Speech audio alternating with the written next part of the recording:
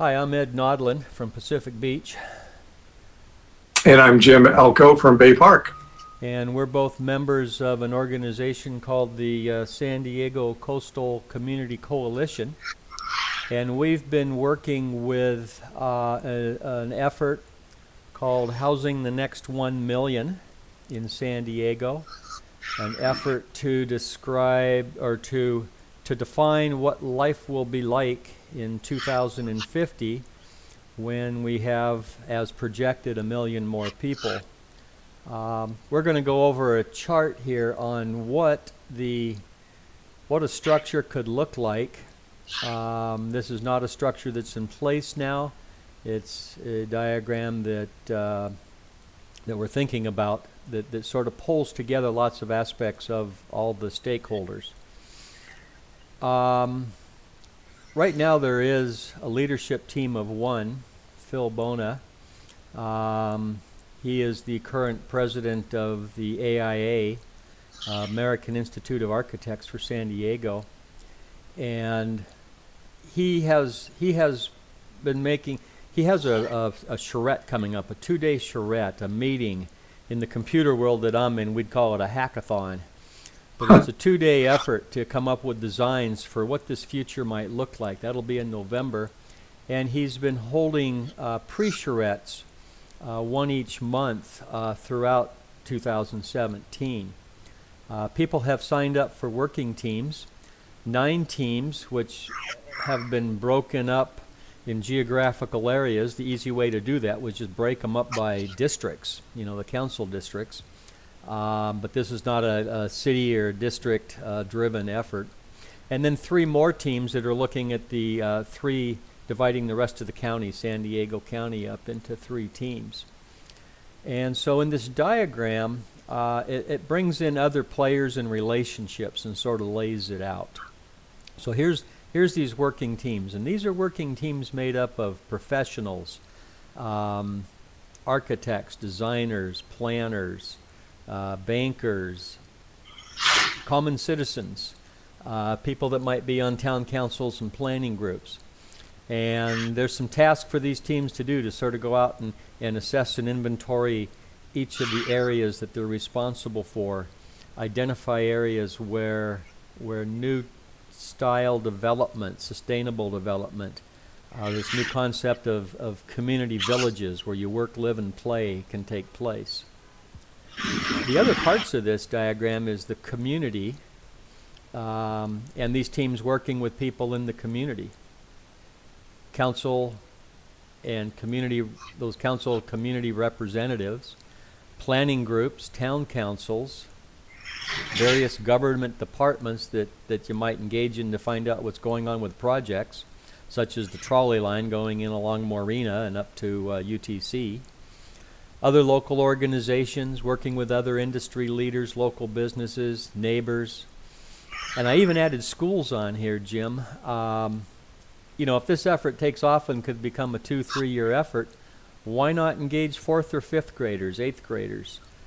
Get them involved, get them thinking about what we are thinking about, professional adults, so that as they go into high school and universities and become the citizens of 2050, it's ingrained, this thinking and thoughts about how do we live is ingrained in them. So I've added that in there. Any questions on that part, or? No, I think it's a great idea. It's just allowing kids to become more aware that they have a say in the future. And obviously there are a lot of dynamics that are going to be happening with climate change and density issues, and to create that awareness of those types of issues at an early age. One of the thoughts I have too is I know of somebody who's with Junior Achievement, and I'm going to approach her. Junior Achievement is a organization that's a national organization that helps kids get a better understanding of how the business world works.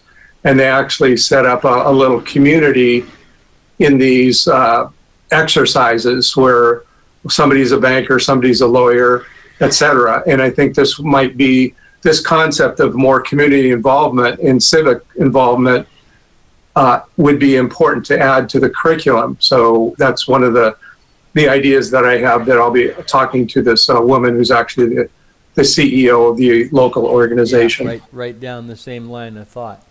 So anyhow, these working teams are getting formed. District Team 2, which represents the District 2 area, had their first meeting, and Jim and I are both in this area and attended, and their communications with various people is going on. So the two columns here on the right are sort of getting started and underway. Some of the things we've talked about is the need for people to focus on some particular resources. Communications would be one of them. And some of these teams I'm describing here may already exist in San Diego. Other ones we might want to try to pull that together. What if we pulled together a group of people who focused on communications? What if we could get people like Scott Lewis of Voice of San Diego, a key player in the Tribune, a key player on a news channel, other key communicators, consultants. I know one guy that's he's into sales and marketing, and getting your pitch really dialed into what you're all about, and getting groups like that together to just work on how do we communicate. They become a very powerful resource to us. They don't get into our content of housing. They give us the resource to get the word out. A team that focuses on the tools and techniques. What are the, is it SWOT diagrams, the strength, weaknesses, I'm forgetting what the O stands for, opportunities and threats. What kind of spreadsheets, assessments can we use? And collecting tools. That a team like that can also collect the tools and pay attention to what each of the working teams is doing to make sure that those tools and techniques that work get out to the other teams. Phil mentioned the need for, grant money. This could turn into a very positive effort that can be driven by, much more positive by some grants. So a team of people that are familiar with grant writing and acquiring grants. This maps and CAD stuff, this could be a team of university students, maybe some city workers or employees in organizations, businesses that can provide the tools for maps, CAD diagrams, other tech support, web services, things like that. So that's what the resources teams would be about. Industry teams would be a team of people just looking at transportation. And I bet you've come across some of these, Jim, where there's a group of people that are meeting just talking about transportation issues, or they're talking about green and LED development. People that are just talking about education systems or healthcare and aging. People that get together and talk about planning and zoning. In other words, these are the subject matter experts that these working teams can rely on for presentations of what should we be thinking about, what is industry doing in each of these different fields. And you notice I got blanks under each of these categories because I'm sure there's more than what I've listed here. Yeah, and if I could interject, part of this communications that we've referred to is how can we educate our community, our respective communities, our neighborhoods, to educate them about what the issues are. Now, we may differ on our opinions on those specific issues, but what we're trying to do is to help to create a platform of engagement, an inclusive platform where we as citizens can have more of a civic participation. And so part of that, an important part, is educating the people who don't have the time to work, who don't have time because they work and are raising a family.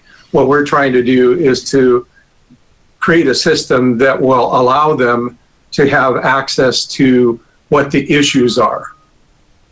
And I think in addition to what you're saying, it also brings a similar benefit to the various industries, government agencies, departments, special interest groups who are doing their work for money but find themselves working or being accused of working in silos because they're just too busy getting their piece of life done. You know, they're one brick in the wall, and what we want to do is align all these bricks up so we're all moving in a similar direction, and we have visibility of who all these players are, so that if somebody wants to find out more on what's the latest in transportation, they have a resource where they can go and find those people and know who they are. Like I say, a lot of this stuff exists. You know, we don't have to create all of this. We need to align and make connections and associations between a lot of activities that are already out there. I think you'd probably agree with me, Jim, that the more we get into this, the more we find an overwhelming number of activities and organizations out there. Right. So, and yeah, to share our efforts, so we're not duplicating and triplicating, and we're becoming more efficient and effective. Now, the last bar on the far left here, other external resources that these specialty teams may go after and work with to accomplish their work. The leadership team would be our high level. That's like an executive leadership team. This could be some high-level players in the industry. It could be people from different industries, not just architecture, design, planning. They could bring in banking. They could bring in transportation or health. But I see this as a high-level executive team that can oversee this whole alignment of activities. And they're also the ones that can get out there and talk with our government leaders, business leaders, and organizational leaders to make the connections to establish the agreements needed for the various departments to work together. Such as if we're going to be working with interns, you know, somebody on the leadership team can be working with university leaders just to establish that relationship. Then the leaders of these various resource teams, leaders of the working teams, and other key people from other things like town councils and things, can also come together periodically in team leader teams to where that word will trickle out through some sort of a structure. This can sound like a lot of meetings, but it really doesn't have to be. A lot of this is connections through newspaper, videos, online resources, online meetings like the one Jim and I are having and recording this video and getting the word out. So we have a lot of nice new tools these days. It's not like we're in the 1960s where everything has to be done in a meeting. The last two arrows I haven't talked about, or actually this set of arrows down here, is just the coordination between the resources, the working teams, and the working community, and the direct connections between them, as well as the connections that bring them together and align them with what a leadership team or even the city leadership and county leadership wants to accomplish. So anyhow, that's a quick rundown of a structure that has possibility, and we're going to put this out, and we'd be interested in getting some feedback from anybody, adding to this, debating the pros and cons. Ed, how would they find this? Well, we're going to send this to Phil first of all, because he hasn't seen it yet, get his input. And I think I'll do that first, and then I think we'll put it on the San Diego Coastal Community Coalition, where I'm also making a website for the HN1M initiative. And so we'll post that on that as soon as we get some of these communication channels in place. Okay, so this is a rough draft, and then once it's blessed, you will post it. What is the website again? Well, I better go buy it first so somebody doesn't hear this and then grab it. So by time they see this posted someplace, Jim, we'll have that website, right? Okay, sounds good. Chicken and egg there. Stay tuned, folks. Okay.